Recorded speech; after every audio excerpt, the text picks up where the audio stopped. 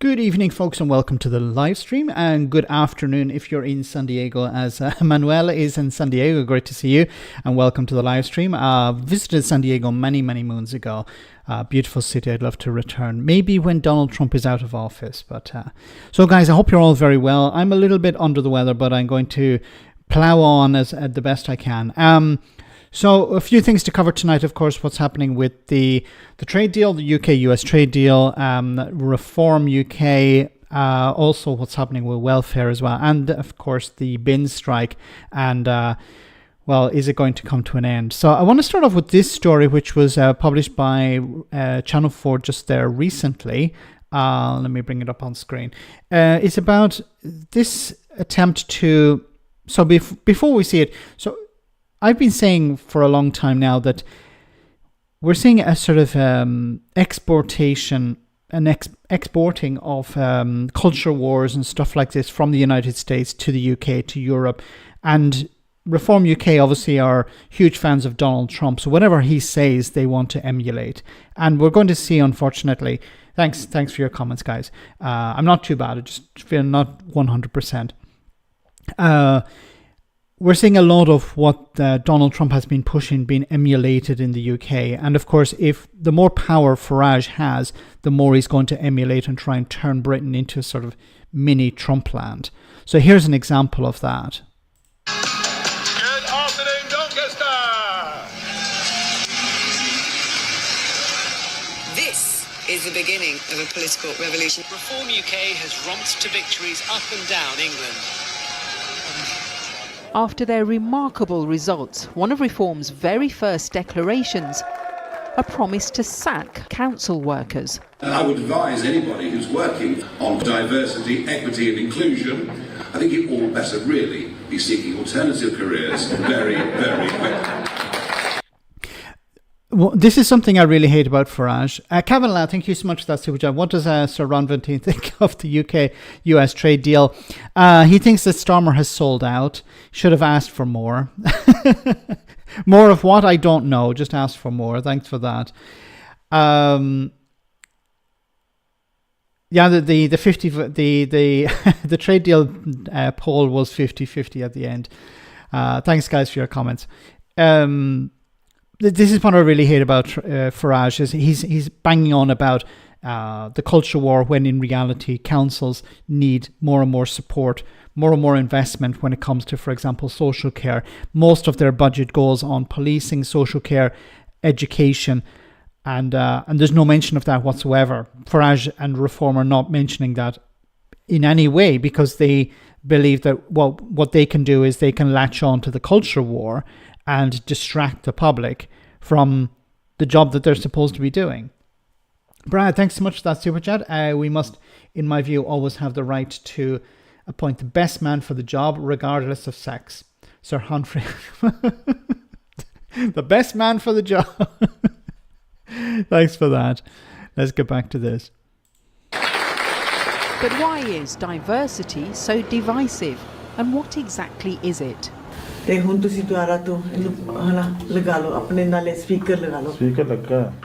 Verma provides digital skills training for Asian elders, just one of many workshops run by Doncaster's Ethnic Minority Regeneration Partnership, established after the murder of Stephen Lawrence. They've won numerous awards for their work in promoting community cohesion and are part... Community cohesion. I think this is one of the most important points here. Community cohesion, helping the community, because we keep hearing about how, and this is from the right wing, about how immigrants don't integrate, and they should be integrating. Well, integration has to go both ways. We have to help people integrate, and they have to integrate. But if you're denying them the ability denying them the support they need to integrate, then you're going to create problems with community cohesion. Part funded by the council. So that was you and the King? It is, yeah. Chief Exec Peter Singh has worked in race equality for over 40 years. So what is the point of diversity and inclusion work? Well, it's about ensuring that there's that all's equal, that there's a fairness level, and people that are disadvantaged are not given their parity, but brought up to the same level. So it's not about promoting people, for example, which is how it's been portrayed, just because of the colour of their skin.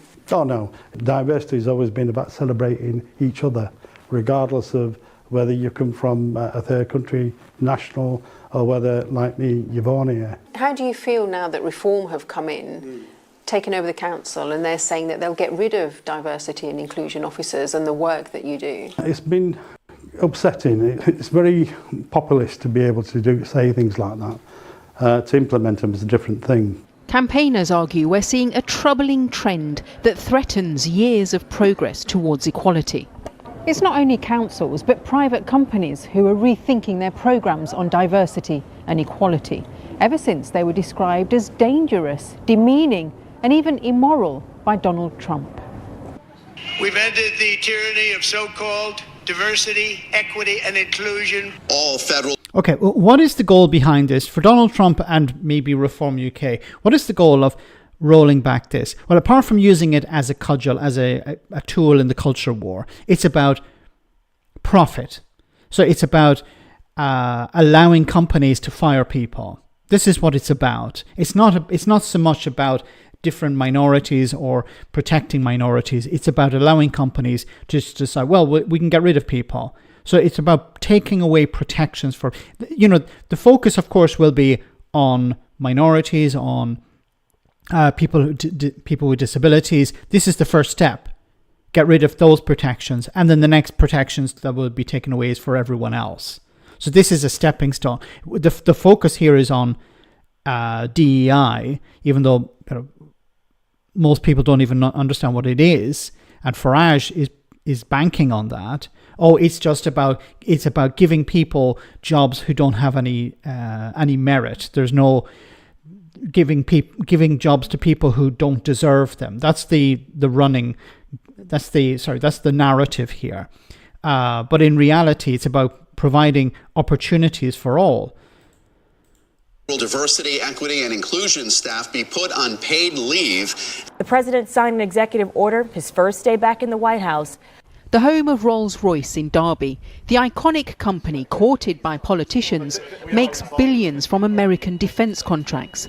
It's been accused of bowing to pressure from the White House by ditching employee inclusion networks set up after the murder of George Floyd. The company says instead it'll support all colleagues to be their best. Replacing support networks or employee networks with one whole network just doesn't work, because treating everybody the same creates inequality, not equality, because everybody needs different things. Are we an inclusive town? Sarah Barley. What it does is it creates a two-tiered society. You say, well, what we're going to do is we're going to allow everyone, for example, is a stupid example here, but if you think about life before improves access for people with disabilities, for people in wheelchairs, for example, you would say, well, we'll have a stairs. Everyone can climb up the stairs. Well, what about people who have disabilities? Well, they can stay at home. This is the sort of attitude we're talking about, is about saying, well, we're not going to make any changes to help people in. We're going to deny certain people from accessing our company or accessing services. McMullen is chair of Pride in nearby Belper and says big brands are pulling financial support from these festivals as DEI continues to crumble. There's been an See, this is something that's been imported from the US. We didn't hear about this pushback until Donald Trump got in charge. Now, Donald Trump is not the president of the UK. So why is Donald Trump having an influence in Britain? Donald Trump isn't anywhere near Britain. How is it possible that because Donald Trump's in the White House, companies and politicians in Britain are now deciding, we need to dump this DEI? Now, I think a lot of companies were going along with it, not because they actually believed in it, but because they were like, here's an opportunity for us to sell stuff. It's the capitalist aspect of it. They didn't really care about people. It was just something that they could promote as a tool to say, look, we are inclusive. You should buy our products because we're inclusive. Not that they actually cared about the people. It was a marketing ploy. And now they see it as, they're being told Well, it's no longer something that you need to do, then they'll get rid of it. Absolute shift in the way that organisations talk about equality. I can see situations where funding will stop for Pride events, as they would for events around ethnicity or possibly even disability. I haven't come down to earth yet. It was a momentous day for us. Still on a high, Owen Martin is Reform's party chair in Doncaster, where they took control of the council. He admits the party doesn't know how much is spent on DEI projects, but argues some are a waste of money. I can go... It's like, I don't know how much we're spending, but it's a waste of money. I don't know what it is, but it's a waste of money. This is the problem with Reform UK. And this is what Reform UK are going to do. Exactly like Doge in the US. Well, we don't know what things are. Here's an example of what Elon Musk did when he was in charge. Now I think he's out of it, but one of the first things he did was they sacked a load of nuclear safety engineers. People who are in charge of making sure that nuclear weapons and energy is regulated, that it's maintained. They sacked 300 employees because they didn't know what they did. After they had to rehire them, realizing, oh, that was a mistake. Now, nothing happened because what happened was it happened over a couple of days, but within a few days, all these staff had to be rehired because they sacked them because they didn't know what they did. And you're going to see exactly the same thing with Reform UK. Now, I don't know if councillors can sack people, but they can decide to defund certain projects.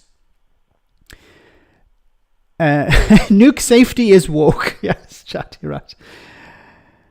Engineering is woke. Yeah, you have idiots, people who know nothing about anything, now in charge of different projects. Now, the silver lining here may be that here's the positive spin on all of this: the fact that Reform UK are now in councils. I think they're going to drop like flies because many of these Reform councillors joined because they thought it'd be like, oh, I'm going to spend time with Nigel. I'm going to be able to punch migrants or something like this. I'm going to be able to punish asylum seekers. This would be wonderful. And instead, what they're going to be doing is they're going to be sitting in meetings, deciding. I don't know. I put this in a clip today. Deciding, how often public toilets are cleaned, or how many floats are allowed on a parade or something like that, or which company should get the contract to cut the grass in the park. These are the types of meetings that councillors have. It won't be all about immigration. It won't all be about DEI. So I think you're going to see a lot of Reform UK councillors to say, hey, this isn't what I signed up for. And also being a councillor is a real pain in the backside because you have to respond to emails, you have to go to meetings, you have to dedicate a significant amount of your personal time to being a councillor. And we're talking about people who are probably really lazy. So there's a good chance that I think a lot of councillors either won't turn up to do their jobs. So if they don't, then they're not there. They won't be voting on policies, or they'll just quit because they're like, hey, what's the point of all of this? It's already happened with one guy after a week from, I don't remember the council, but in Reform, he decided, I'm not doing this anymore. And now they have to have a by-election. And it's going to cost tens of thousands of pounds to have a by-election, because it's outside the regular election. After a week, a Reform UK councillor has decided to quit. And of course, these are the guys who ran on, we need to cut costs. Oh my goodness. Durham Council Chair, please stand for the national anthem. 1 minute later, can we get a cleaner in here? Guys, let's come on the floor. Thanks, Brad. That image is burnt into my mind now. Thanks so much. They'll have to have a meeting on who'll clean up the mess. Oh, God. Nottinghamshire Council, that was the guy. Okay, thanks for that, Sam. I've cleaned toilets. I'll spare you the details. I'm sorry to say hear that, Susan. Yeah.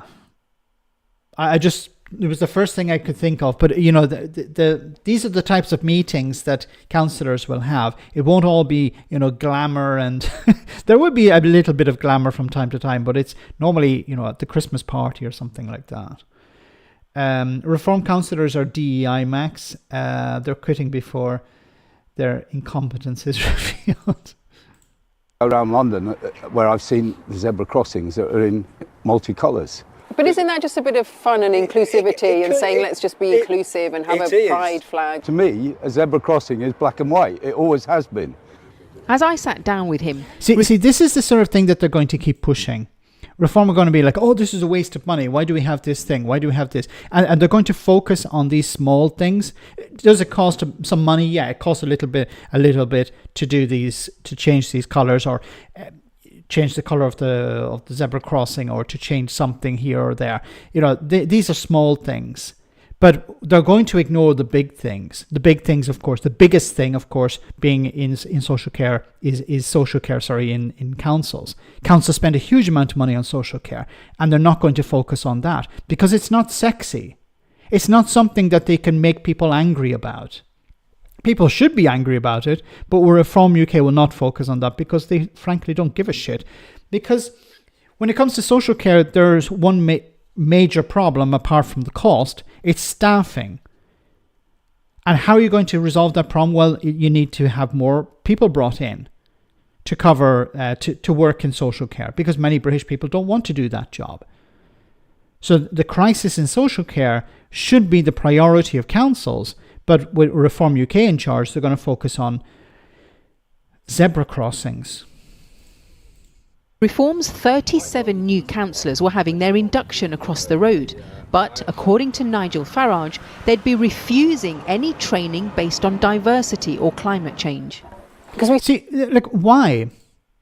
Diversity training is about making sure that you as a councillor understand the concerns and needs of different groups in society. And it's not about race. It's not just about race. It's not just about ethnic backgrounds. It's about understanding, for example, disabled people. Councillors need to understand that disabled people have different concerns, different needs to other people in society. So shouldn't we make sure that councillors are trained up to understand these concerns and these requests? Because, if you're an able-bodied councillor, we say, well, we don't need a ramp here, or we don't need this, or we don't need that because I'm okay. I don't need it. So they will apply it to everyone else. And we're not talking about it. Sorry to be really offensive here, but we have to be honest. We're not talking about the most intelligent people in the world. If you signed up as a Reform UK councillor, you're probably just a racist. Okay, you don't really care about the community. There may be some people, maybe some who care and are not happy with Labour, not happy with the Conservatives, and believe, look, Reform are probably the only way to get real change. But your average person who cares about ordinary people is not signing up as a Reform UK councillor.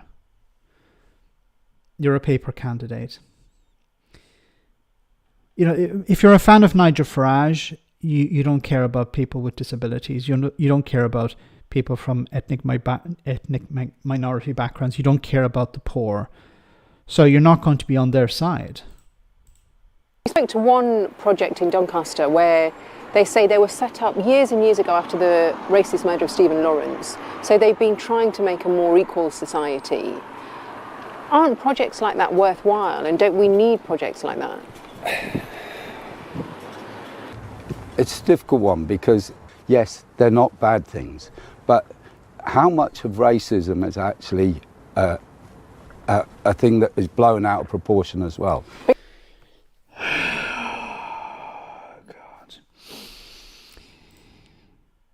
We have an old white guy. Let me go back to him again. We have an old white guy, maybe middle class, telling us, is there really racism? Maybe it's exaggerated. Oh, God. This is the type of, I'm laughing, but what else can we do here? He's probably the type of guy who goes, I have black friends, or when I go around, I never experience any racism. Maybe it's all exaggerated. This is my goodness. These people are now in charge, and these people want Nigel Farage to be Prime Minister. But you're not saying that racism doesn't exist, because we do see racist murders, and we do see... You see racist murders, but you also see normal murders, because at the end of the day, it's the people of Doncaster that count. It's their money that is being spent. Reform say they're determined to cut waste, but English councils are required by law to comply with the Equality Act, and so the party may find it's not so easy to ditch DEI. I think we're going to see probably some legal challenges, a waste of public money on challenges through the courts, councils pushing back. Reform UK councillors pushing back, saying, let's spend public money on cases that we're going to lose. The only silver lining out of all of this is that if Reform UK are not able to deliver, if they're not able to improve the situation in the community, then people are going to kick them out. And it's important that the other councillors point that out. Say, look, Reform UK have run this council. Is it any better? People look around, no, it's not. Then what's the point in voting for Reform? They're not there to improve. They're not there to improve the situation for two reasons. Because if the situation improves, people feel better, and then they're more likely to vote for the incumbent party in Westminster. That's what I keep saying. If people feel, and this is a problem for the councils, unless it's like Andy Burnham in Greater Manchester, people are happy with Andy Burnham because he's doing a good job, and they'll vote for him again, irrespective of which party is in Westminster. So there's a massive difference there. And there's an opportunity for Andrea Jenkins. If she does a good job, if she improves the situation in Greater Lincolnshire, then there's a chance that people will vote for her again. But I don't think she's the type of person who cares about, reducing the cost of transport for ordinary people. Don't think she cares about providing extra support for the most vulnerable. I don't think she cares about those things. She cares about, what can I do? What can make me look good? As opposed to what can I do to help people? And then therefore people will be happy with what I'm doing. Anyway, let's move on. So the trade deal, is it a good deal or is it a bad one? So the UK and US announced trade deal to save thousands of British jobs, Stormer says. So tariffs on steel and aluminium, or aluminum as it's called in the US, have been removed and duties on car exports lowered, but 10% tariffs will remain on most other UK goods into the US. So yes, it's basically one step forward, one step back, or back to where we were. So it's not really any better. There are a few changes, a few positives here and there. I think something that I was afraid of, and many people were afraid of, that this would include the importation of hormone-treated beef and chlorinated chicken. But if the UK wants to have a trade deal with trading a relationship with the European Union, then it should not go down that road. And the digital tax seems to be off the table for the moment. The NHS, there's no mention of that as well. So it's probably because this was not a real trade deal. It's not even a trade agreement. It's just a deal on tariffs. So you remove some of our tariffs on us, and we'll remove some tariffs on you, and that's about it. It's a nothing deal. Yeah, it benefits the car industry. So we'll see a clip in a moment about that. But for everyone else, it's just the first step as well. So this is going to take time. Does the UK need beef? I think they don't. No. Like when it comes to the type of beef that's going to be imported, will have to match UK standards. So don't worry about that. It's not going to be, or at the moment anyway, unless something changes. But then we're talking about Donald Trump, so he changes his mind like the weather. So it's at the moment it seems to be the case that hormone-treated beef and chlorinated chicken will not be imported to the UK. So there will be beef imports, and the US is free to export if it reaches UK standards, and UK standards are still very high.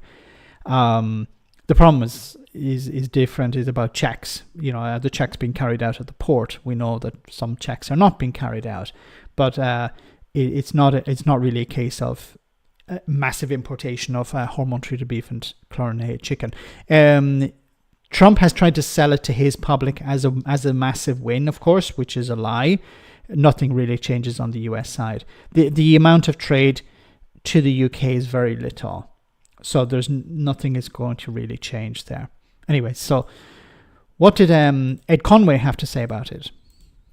Now, at this stage, you're probably wondering just how much of a big deal is this? And if you look at the total amount of stuff that Britain has traditionally exported to the US, well, here it is. Over the past 5 years, £273 billion worth. And if we break it down, look, cars, that's the biggest chunk of it. So just under £30 billion in cars.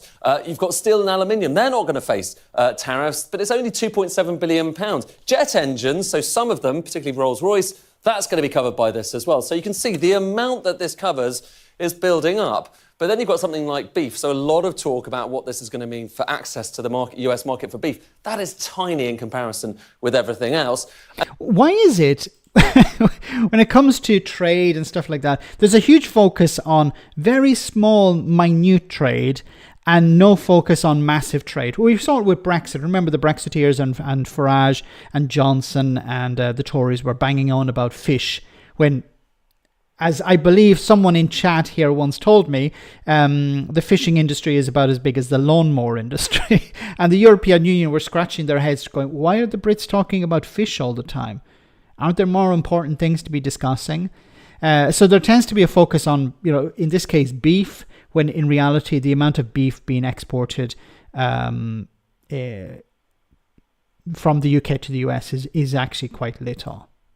And then there's the areas where they haven't yet been negotiated, but there's an intention to try and negotiate them, like pharmaceuticals. Toss all of that up. This is kind of best case scenario stuff in terms of how much is affected by this.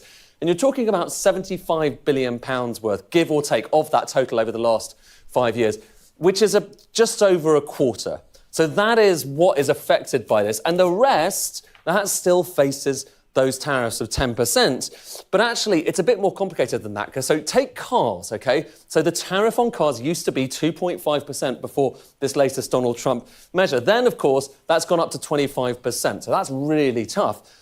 Under this deal, for the UK, it could well be down to 10%. So better than 25% for those car exports to the US, but certainly not as good as the 2.5% there was before. And it still gets more complicated after that because it's not all car exports to the US that are going to have that lower tariff. In fact, anything up to 100,000 cars a year is going to have the 10%, but anything above that line is going to be 25%. Oh, God. So in some ways it's positive, in other ways it's negative. The solution is for Donald Trump to be removed from office and things to go back to the way they were before. Why was time wasted on a trade deal with the US? Because Stormont needed something for the UK car industry. So this benefits the car industry. If the 25% tariff had remained in place, it's likely that a lot of exports would have stopped. So the tariff gone back down to 10% is not good, but it's better than it was before. So there was a risk of job losses in Sunderland, in Land Rover, in what was the other one, Jaguar as well. So there was a real risk that jobs would be lost, and pretty soon, because if you're not export, and this was covered before, how the exports had stopped. Because they didn't know what was happening with the tariffs, because Donald Trump was not exactly predictable. See, if Donald Trump, I've said this before, if Trump wanted to impose his tariffs, he should have said, look, 1 year from now, I'm going to impose a tariff of 25% on imports from the UK, for example, on cars, or car imports in general.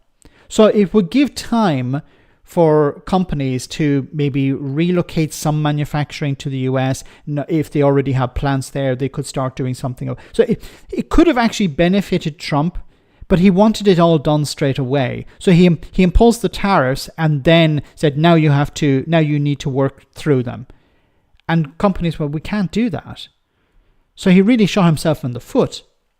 And what has this resulted in? It has resulted in China benefiting because China has actually increased. In April, China increased its exports by 8%, even though these tariffs have been in place.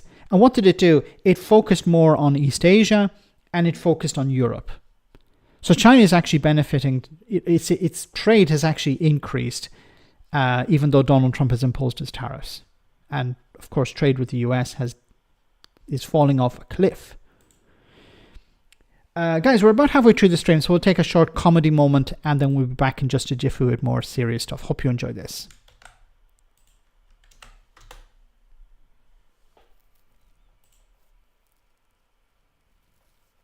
So, I understand that you've sent Keir Starmer a cease and desist letter. That's right. The things he's saying about me are unfair, false and defamatory. Such as? Well, for one thing, he's saying I was Prime Minister. What? Exactly. Me? Prime Minister? What a ridiculous idea. But... Can you really imagine me being in charge of a country? I mean, how would that even happen? It's madness. But...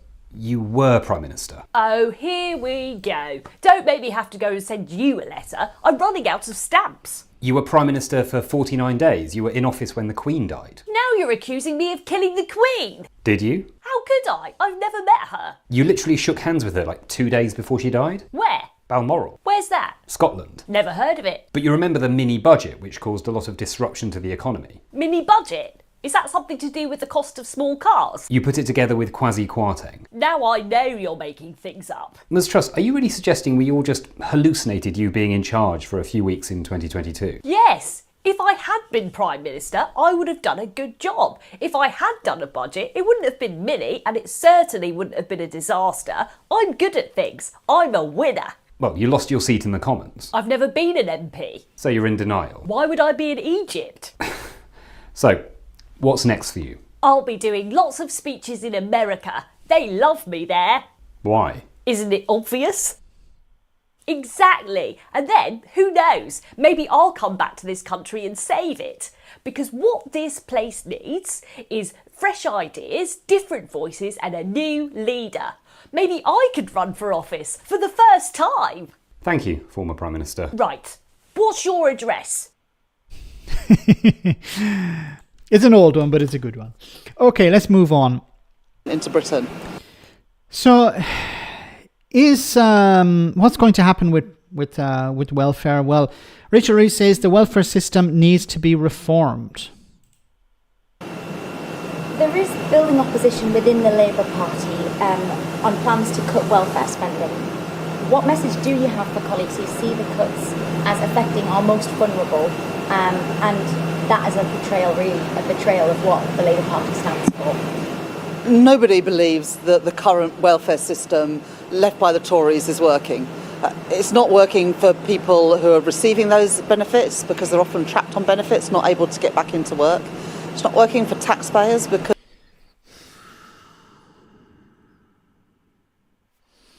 PIP is not an in-work benefit. You've decided to, well, your party has decided to change that, make it more difficult for people to access PIP. Even though, and the argument has always been, well, we need to get people back into work. But if it's a non-work benefit, then why are you cutting it? Why are you changing it? Because the cost is going up by tens of billions of pounds over just the next few years. And it's not working for our economy because we've got more and more people trapped on benefits, not being able to contribute. And so that's why we are putting a huge investment into supporting people to get into work, to fulfil their potential. We want to lift people out. Yes, Georgina, there aren't enough jobs for healthy people. Healthy young people. So if there aren't enough jobs for healthy young people, how are there enough jobs for people who have disabilities or people who are older or people who have issues, problems? Like the whole argument has been we need to force people back into work. But if there are no jobs, or if these jobs are not sufficiently paying enough, then how are people supposed to survive on them? Hey Max, I fully lost hope of Labour now after hearing the welfare cuts. You know, they cut the welfare and now they're doing it again, it seems. And the argument is, well, the budget is too big. the welfare budget is too large. Out of poverty, help people realise their potential with targeted, guaranteed support to get people into work. This is something that was brought up on social media. The government has said that they're going to hire 800, I think it's like 800 or maybe even 8,000 workers to help people get into work. So these sort of coaches to help people get into work. But are you making the cuts before you hire the staff? Or are you going to hire the staff and then you're going to make the cuts? Because it seems to be the case that you're making the cuts, you're making these changes before you hire the staff. Now, I don't think the staff are actually going to get people into jobs because there aren't that many jobs available. But if it's a case of, it's a real case of putting the cart before the horse. If you're saying we're going to hire people to do these, to train people up, to provide them with the skills they need to do jobs, but we're going to force people into these jobs first. We're like, how are people supposed to access the training if the staff is not available? The priority of this government, so everybody has a chance to have a job that pays a decent wage wherever they live in Britain. But there are worries that those cuts will affect disproportionately people in places like the North East who are more vulnerable and do need support, particularly the cuts to sort of EIP payments. Welfare spending will continue to increase under this government, but the current levels of people going on to these benefits is not sustainable, and it's not working for anybody, because people who are disabled, the vast majority of them want to work.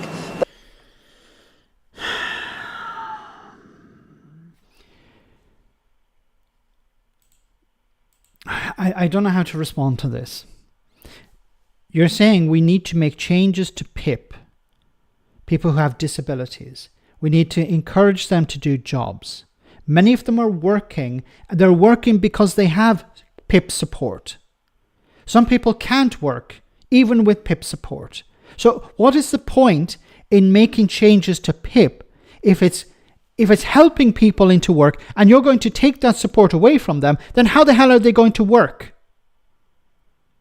Like the PIP, personal independence payment, in many cases is helping people go to work because it's providing them with the support they need to go to work. And you're saying what we need to do is, well, the budget for PIP is too much. There's too many people applying for PIP. So what we're going to do is make it more difficult for people to access it. But we want them to go to work anyway. It's like saying, what we're going to do is we're going to get rid of public transport because it's too expensive. Now, we want you to go to work. The nearest job is in another town. Is there public transport? No, because we got rid of it. You can use a car, but I can't afford a car because I don't have any money, because I don't have a job. If you have public transport, then I could. This is an analogy, okay? But PIP is, in some ways, is like public transport for people. It's providing them with the support they need to work. You should be encouraged. You should be providing more people access to this. The level of fraud when it comes to PIP is zero. It's not low. It's not very low. It's absolutely zero. It's frustrating. Like, I'm okay. I'm able-bodied. And I complain about these things because I know people who are reliant on this support. And my heart goes out to them because they're struggling at the moment. And now they're being told constantly, you need to find a job. Yes, in some cases I'm working and I need PIP to keep me in a job. Or I can't work. It's not possible for me to work. And you have the government saying you need to go and get a job. And I keep saying about how it's more and more difficult for young people in particular to get a job because we're seeing how AI is taking over. We're seeing how companies are downsizing. We're seeing how companies are using and abusing their staff in the way that they're saying, well, instead of having 2 people do a job, let's just have 1 and force this person to work more. I see it all the time. It's not just in the UK, it's also in Europe, where many companies are prefer to hire 1 person to do 2 jobs as opposed to 2 people to do 2 jobs because it saves them money and they just work that one individual to the bone. Vote Lib Dem, we are united, not in pay to Russia, rich oligarchs, unions and businesses. we're funded by UK people or work for the... Well, I understand the Liberal Democrats, and I think they're going to do better than... I think a lot of support is going to Liberal Democrats and the Greens at the moment. Because people are saying, okay, what does the Labour Party represent at the moment? I keep saying they need to have a vision if they want to hold on to power. What is the vision? Is it, Rachel Reeves, we need to punish poor people, we need to punish disabled people? They're not getting the targeted, tailored and guaranteed support that they want and they deserve. They will get that under this government. We will support people to fulfil... I would love to interview her. I would love for a journalist to interview her, because I can't interview her. And I'd love for the journalist to say, do you understand that some people can't work? First of all, do you understand that there are some people who cannot work? Do you understand that it's necessary for them to receive support?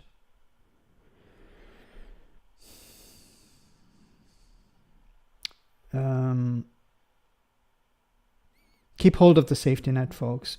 I prefer green tax wealth, not work. Fund welfare, not war. Last time around, my sister, who is housebound with MS, was terrified that she would lose little support she received. I hope that's not going to happen. And people, I say to write to your MP, say do not put pressure on your MP not to support these policies.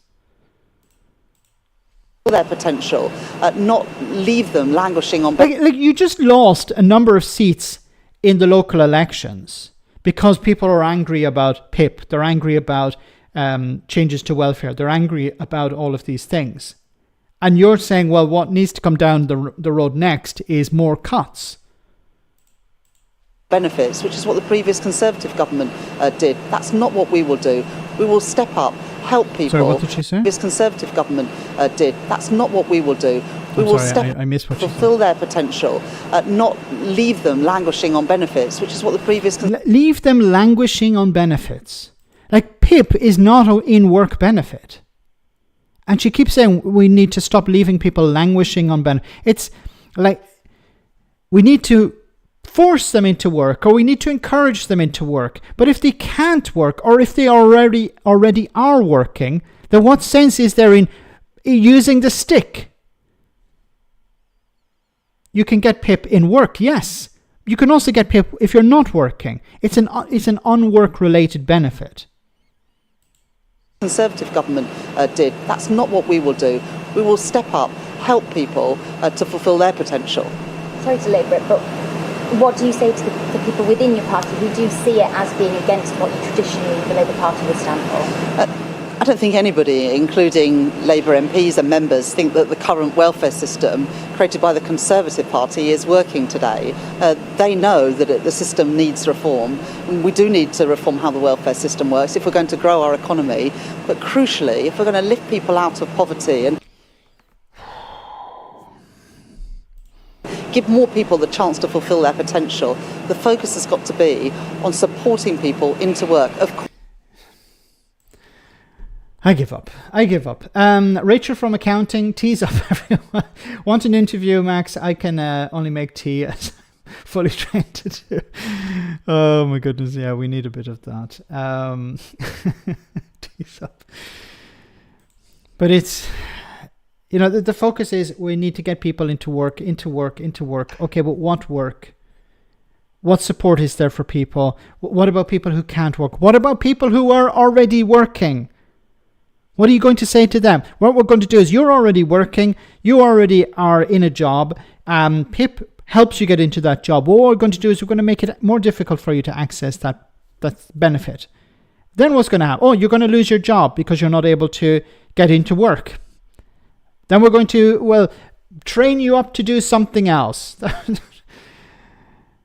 There's something coming down the road here, and I keep saying this: AI, robotics, automation. These are going to take away thousands of jobs, hundreds of thousands of jobs. I think the only positions that would probably be safe is politicians and plumbers. Because, and no offense to plumbers, of course, but we're seeing a lot of jobs being outsourced to this, and it's going to revolutionize our economy. And we have politicians still talking about, let's get people into work.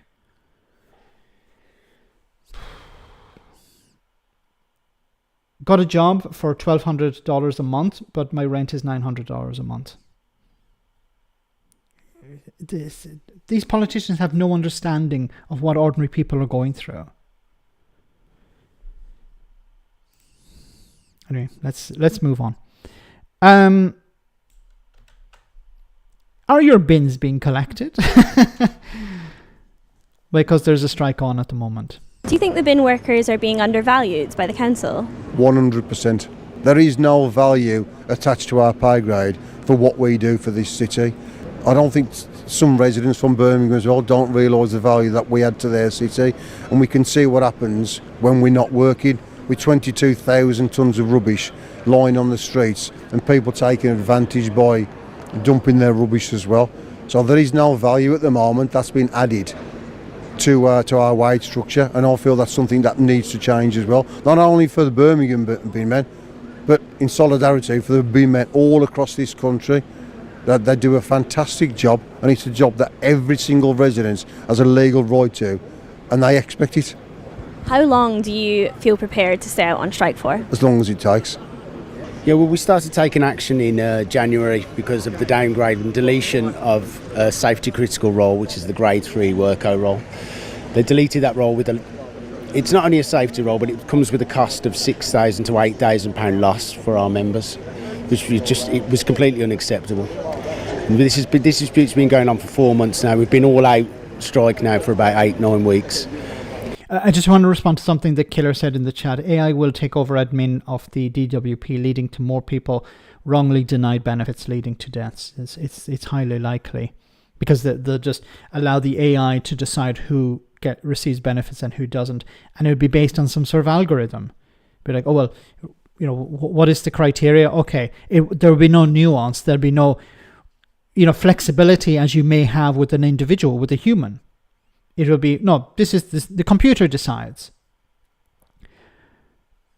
Freckle Punny, thanks so much for that super chat. Osama bin Derek, great to see you on the stream once again tonight. Max, some people did not receive treatment they need. A friend suffered mental illness, lost his children, ended up in prison, now living off benefits. Like the way the government keeps saying, thanks for that. The government keeps saying what we need to do is force people off benefits. Yeah, but why are many people on benefits in the first place? Because they're not getting, for example, they're not able to access mental health support, as you said there. Many people are not able to get physical treatment. So they're sick because they can't get the treatment they need, and then it gets worse, or they end up having other illnesses or other conditions connected to that, but they're being told, well, you need to just do a job. And now it's come to pass that the drivers are now set to make a massive pay cut and pay loss of like £8,000 to £10,000. So we thought we were getting somewhere with the grade 3. We thought we could make a deal, and now they've come for the drivers as well. Can you tell us how many jobs would be affected by those pay cuts, and what would be the impact on workers? What are you hearing from workers about the impact that would have? I think that's an excellent point, because for some time now Birmingham City Council have been trying to say it's only 17 workers impacted, and yet at one point they gave us a proposal that went up to 41 workers, and then we saw another piece of paper from them that went up to 71, and now we've got the drivers impacted, and there are at least 200 vehicles that go out from Birmingham City Council. So, we're talking about 250, 260 plus workers ultimately impacted in one way or another. And the thing that our members are talking to me about is the impact on mortgages, on rent. They can't just go back to their mortgage. You get told about money advice, don't you? Just go and renegotiate your mortgage or renegotiate your debt. There's an opportunity here to provide people with decent wages. But I think the problem, of course, is the councils have been underfunded over the last number of years. It's more difficult for councils to raise finance. If they want to increase council tax, they have to do it through a referendum. And of course, people will not support councils increasing their taxes. Because if you need to have more money from central government. The government need to, because all of these things start to fester and who's going to benefit from that? Reform UK. So if the government it's a bit like the council in reverse. Remember I was saying earlier that if the council is doing well, then central government will do well. If the council is not doing well, then people will blame the council, but they'll also blame central government. So they'll say, well, everything has gone to crap around here.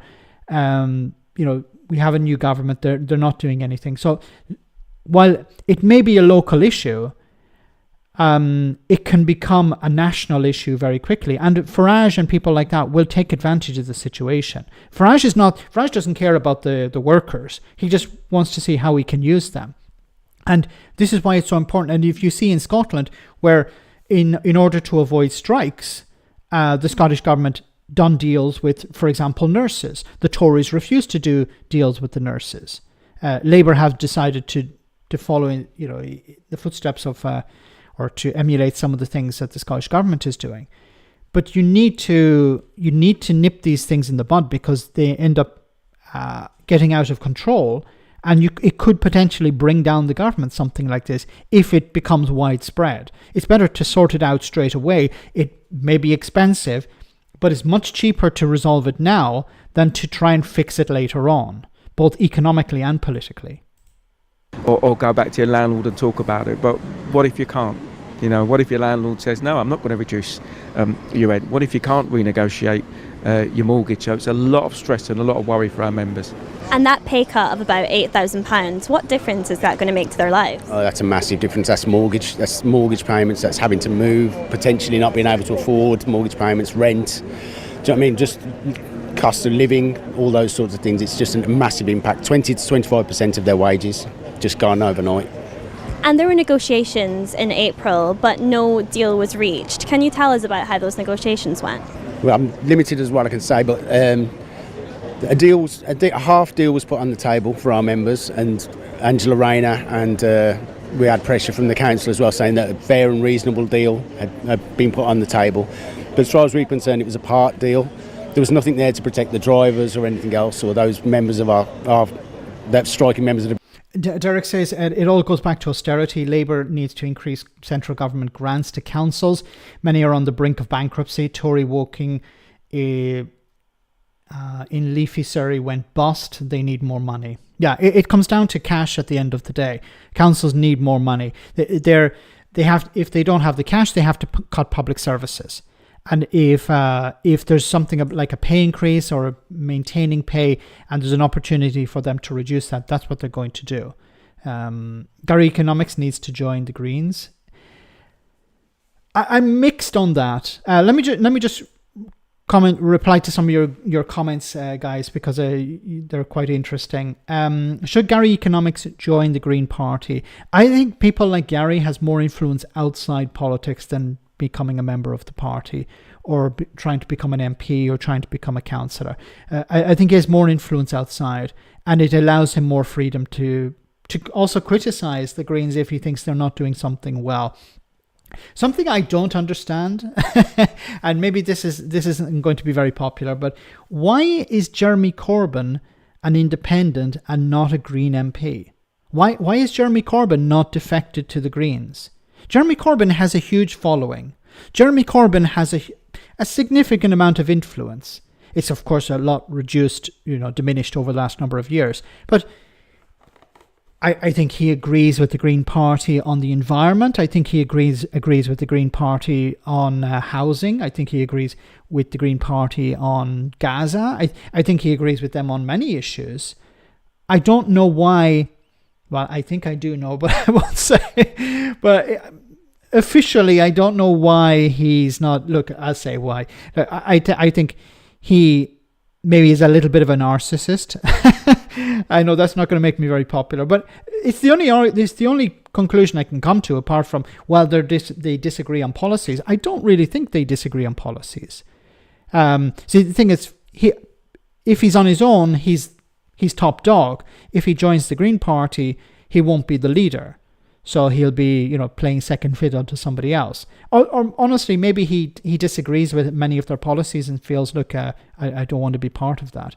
Green leaders will be threatened. Yeah, there is maybe they don't want him in it because he could steal the limelight.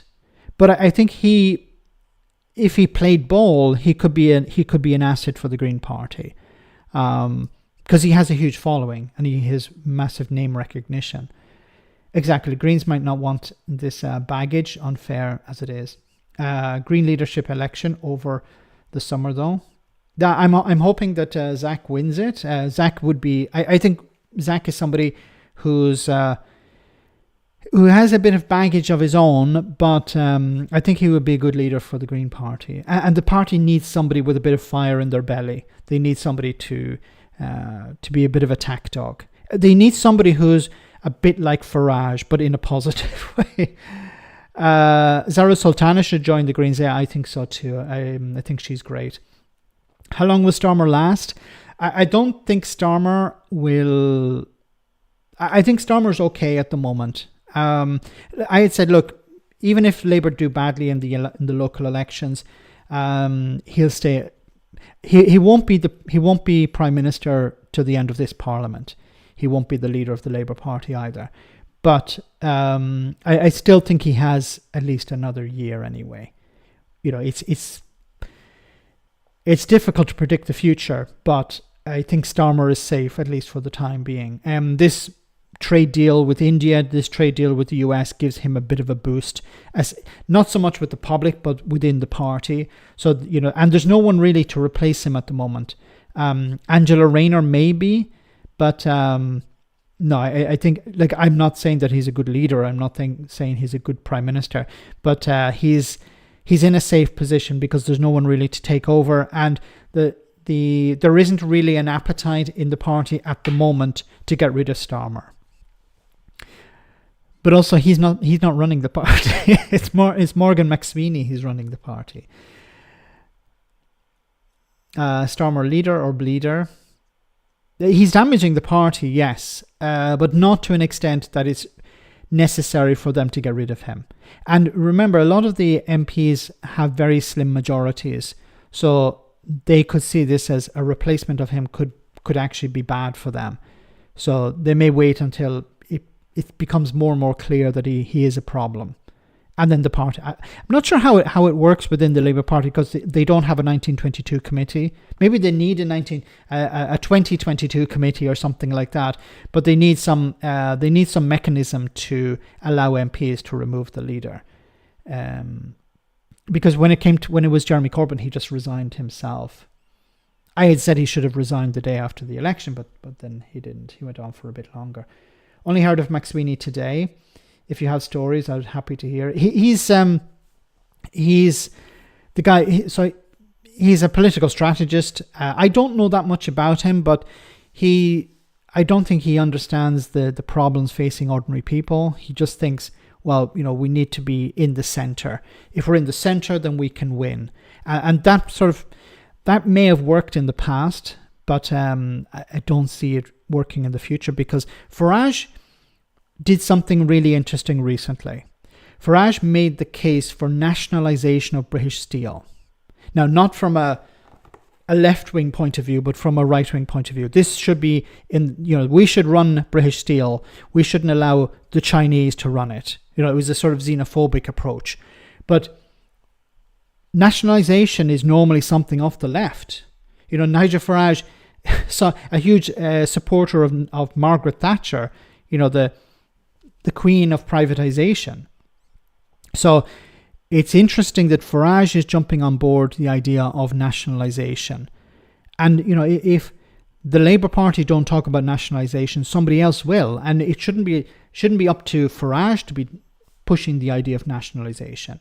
So the whole dynamic about, left, right and centre has completely changed over the last number of years. Hopefully they will do a U-turn on PIPs cuts and LCWRA cuts and send them to the moon. I hope so. I have said that if they did do a U-turn on the winter fuel allowance, if they did do a U-turn on the two-child benefit cap and the other cuts, it would actually benefit them. It would damage them in the short term, but it would benefit them in the long term. Anyway, guys, let's move on to our next story.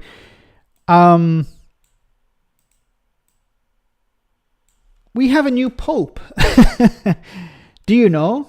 You know, America has a Russian president and an American pope. Let's see what we have to see. Let's see what we can see about him.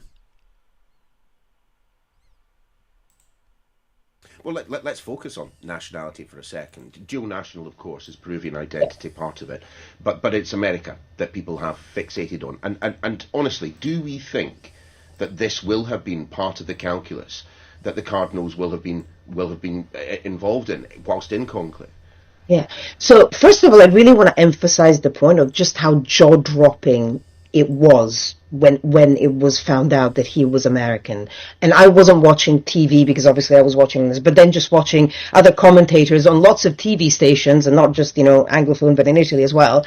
Absolutely astounding. It was sort of this unwritten rule that it couldn't be an American, for the simple reason that you don't want to concentrate too much power in what is already, the world's main superpower. That's quite obvious. So, that is a shock.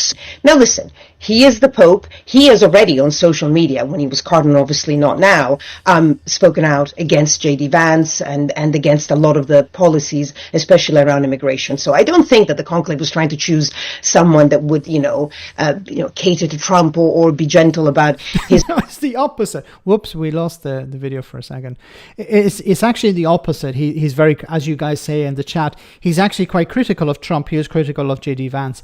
Now, my whole problem, apart from the religious point of view, is what power has the Pope got?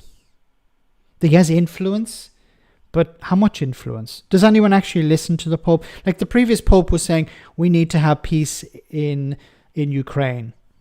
Didn't really happen. He was talking about the war in Gaza should end. The war in Gaza has erupted again. He talked about peace in the world, about looking after our fellow human. Does the Pope have any real power? Did the Pope ever actually have any power? I'm just thinking of going back many years, maybe John Paul II. Did he have any real influence in the world? Well, maybe when it came to Poland and the fall of the Soviet Union, I think he maybe had some backdoor communications to the striking workers in Poland at the time, and he had influence there. But that was a different time. But today, does the Pope have any real influence? I don't think so. So while there's maybe a lot of hullabaloo about, we have a new Pope and he's woke, or he's against Trump, or I don't know. He's the Pope, of course. They don't have any power, Max. He's supposed to be God's representative on Earth. Surely could ask God to, for an extra few superpowers or something. Lightning bolt or something like that. Wouldn't it be cool if it's just to engage in some weird tangent for a moment? Imagine if, what sort of superpowers should the Pope have? He's God's representative on Earth. What should God give the Pope a power to do? Shoot lightning bolts or fireballs? Should he be like Magneto? Should he be like Dr. X? I don't know. We need a pink Pope. Trump or trans? The Pope does run a very, very, very rich nation. Yes. Maybe Infiat wine. Maybe. Yes. In the US, many Catholic. Yeah, there are a lot of Catholics in the US, and a lot of people have converted to Catholicism recently, I think. Lightning bolts, Pope Sidious. Church is insanely wealthy. Yes, it could be all sold and to fund homelessness, end homelessness probably.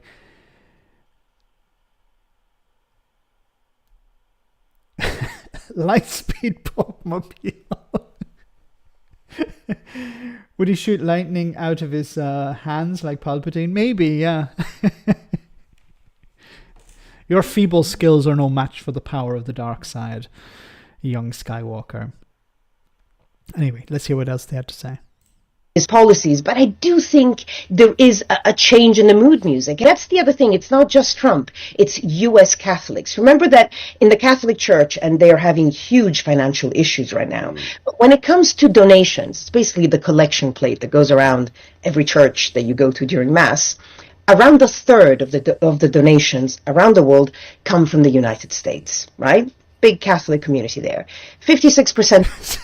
So it was an economic decision. It was not a religious decision. It wasn't look, it's always a political decision, okay? When Francis was elected or selected, it was, we need, we need to represent South America. South America, a huge Catholic population. They have been pretty much ignored. This is why you don't really see many, you never see an Italian Pope. You never see really, there's been a move away from European popes. The last one, of course, being Ratzinger. But I think don't think we're going to see a European Pope for a long time, because that's what the Catholic population is mainly in North and South America, in Asia. So I don't see us seeing European popes, maybe with the odd exception. Of those Catholics voted for Donald Trump.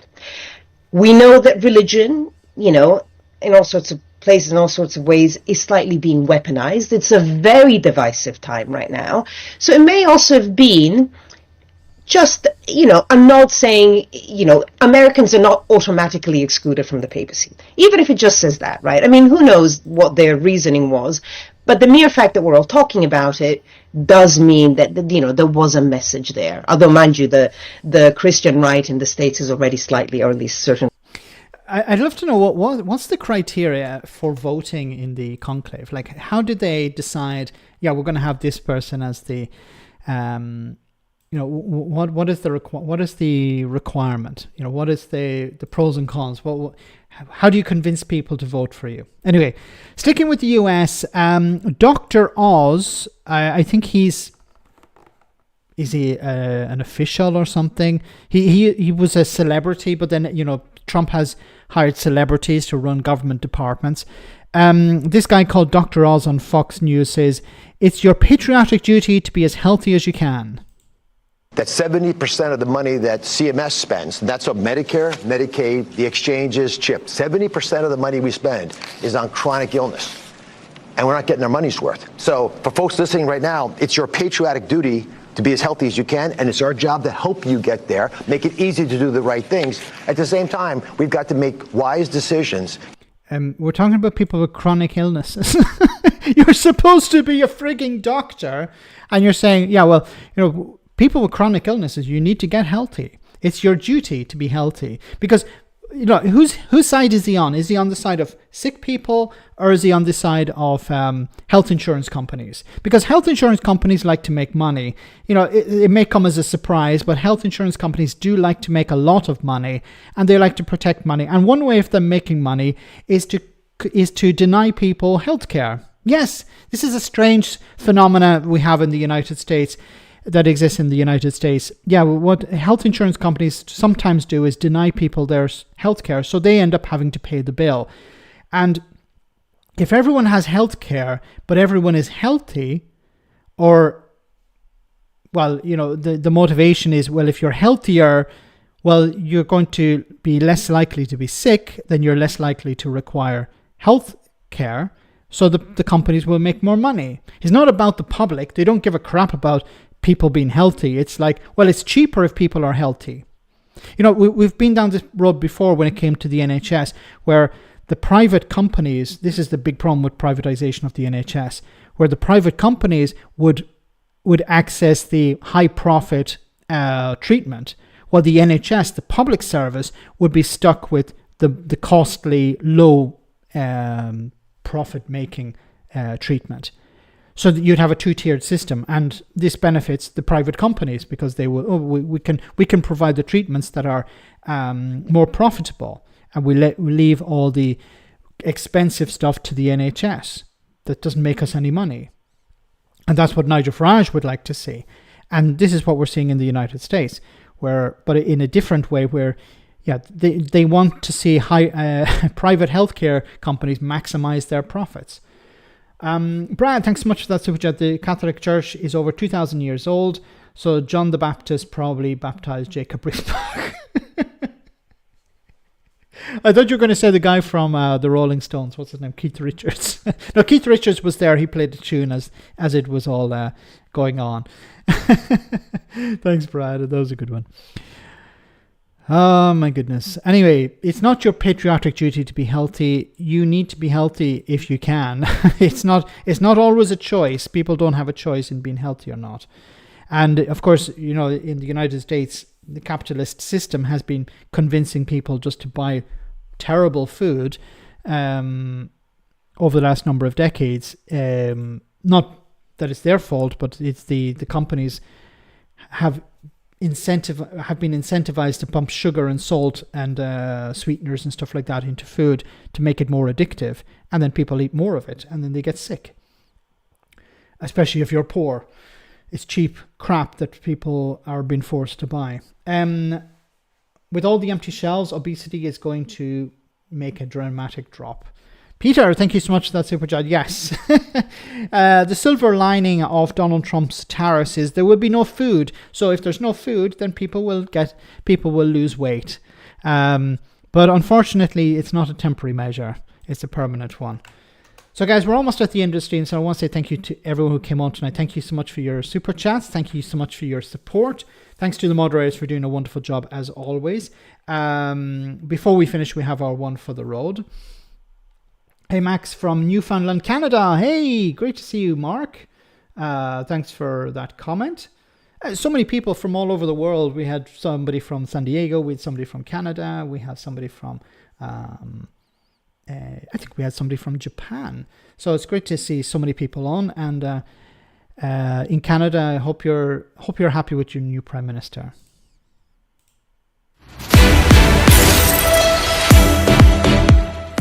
Welcome to Broken News. A new report says it's difficult to identify exactly what is causing devastating recent weather events across the globe. Many are struggling to explain these record-breaking and in some cases deadly meteorological phenomena. Our reporter has more. Too many brown people. That's one helpful explanation offered by Bob Widdicombe over on the Broken News Facebook page for these unprecedented climactic occurrences. Thanks for that, Bob. For most of us, we haven't seen weather events like these in our lifetimes. And who knows, Bob could be onto something, as journalists like us struggle to come up with any obvious causes. Despite what some have called robust and broad consensus from the scientific community regarding the destruction of our natural habitats, exacerbated by the endlessly damaging actions of mankind, as well as extensive reports issued by the Intergovernmental Panel on Climate Change, we simply have no idea what could be causing it. Not the foggiest. We are totally stumped. One prominent climate scientist told us, well, it's obviously man-made climate change, isn't it? Obviously. In the early 90s, I predicted it would lead to more uncontrollable wildfires, more flooding of coastal areas, and superstorms with the ferocity of Godzilla giving Mothra a heavy bumming. Well, that's one point of view. However, on Twitter, Love My Country 1968 pointed out that it snowed recently in Mansfield, and in his words, what fucking happened to global warming? An excellent point, well made. Well, I've been speaking to someone who calls themselves an expert on climate, and I asked them what could be causing this increase in extreme weather events. Well, it's climate change, isn't it? What makes you think that? I'm a professor of atmospheric, oceanic and planetary physics at Cambridge University. I've dedicated my entire life's work to the study of the climate. I was awarded the Appleton Medal from the Institute of Physics for my work on climate change. And I've been analysing the data non-stop for decades. My conclusion is that man-made climate change is causing an increase in the prevalence of extreme weather events. So that's your view, but a guy called Carl put this on Facebook just today. He claims that these latest weather events are simply the Abrahamic God punishing all the Hollywood gays for the sodomy and paedophilic act, and that it's righteous justice raining down on the heads of the sodomites, the blasphemers, and godless deviants. It's certainly a compelling argument, isn't it? It's not compelling in any way at all. It's complete fuck. So, as you can see, there are very different but equally valid views on this important issue. It doesn't look like we'll reach a conclusion anytime soon. Do keep your views coming in, and thank you to Tracy from Tamworth, who simply says, "I say bring it on. Can't wait to tan my big old tits. Oggy, oggy, oggy." Thank you, Tracy. For now, back to you in the studio. Thank you very much. What a lovely story. That's all from Broken News. You're up to date. Oh my goodness, it's so true. So guys, have a great weekend. I'll see you on Tuesday, same bad time, same bad channel. Stay safe, take care, and good night.